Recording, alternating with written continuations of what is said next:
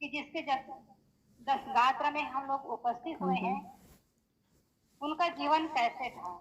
और मैं तो कहती हूँ, बच्चा जो है माँ का एक प्रतिरूप ही होता है।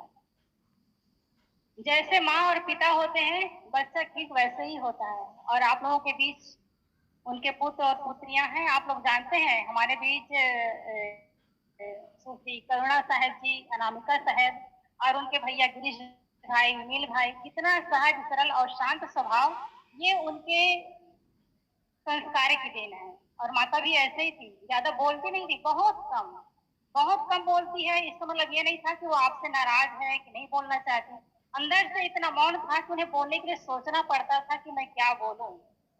चाह करके भी नहीं बोल पाती थी, तो बहुत कम शब्दों में व्यवहार करती थी, लेकिन उसका मन बड़ा ही निर्मल और पवित्र था।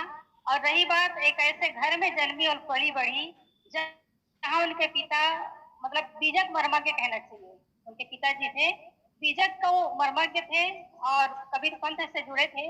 और उनका मामा परिवार भी उसी पंथ से कबीर पंथ से जुड़ा हुआ। और हमारे बीच जो नियम साहब जी बैठे हैं, सब उसी परिवार से हैं। श्री योगेंद्र साहब जी, जितेंद्र साहब जी, ये सब एक ऐसा परिवार जहाँ केवल संस्कारित लोग एक ऐसे पुष्प खिलाए हैं जिसको लोग याद करके सहज ही गदगद होते हैं, जिसको भी याद करो। और हमारे बीच श्रीमान नीलकंठ जी साहू, वो भी कितने सहज और सरल हैं, उनको देखते ही बनता है। तो ऐसे घर परिवार के बीच रही, लेकिन अब आज 10वां दिन है, इस संसार से विदा हो चुकी है।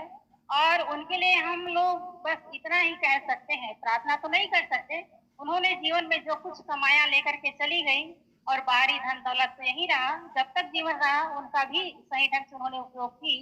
अब हमें ध्यान ये रखना है कि जिसकी श्रद्धांजलि सभा में आए हैं, तो उसे हम क्या लेकर के जा रहे हैं। मैं चाहूंगी कि जैसे उन्होंने एक अच्छा संस्कार अपने बच्चों को दी, खुद जीवन जी सहज और शांत सरल ढंग से जीवन बिताई, ऐसे ही हम लोग कुछ अंश उनके जीवन का कुछ अंश अपने जीवन में उतारें।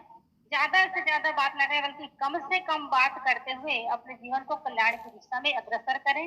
और वो आत्मा जहाँ भी गई हो, उसके लिए यही शुभकामना है कि उनको एक अच्छी जगह मिले, एक अच्छा संस्कार मिले, अच्छा परिवार मिले, और उनका जीवन बढ़िया हो, सुखद हो, यही हमारी कामना है। इसी के साथ श्रद्धा सुमन समर्पित करते हुए मैं अपनी वाणी को विराम देती हूँ। बोलिए सद्गुरुदेव की जय।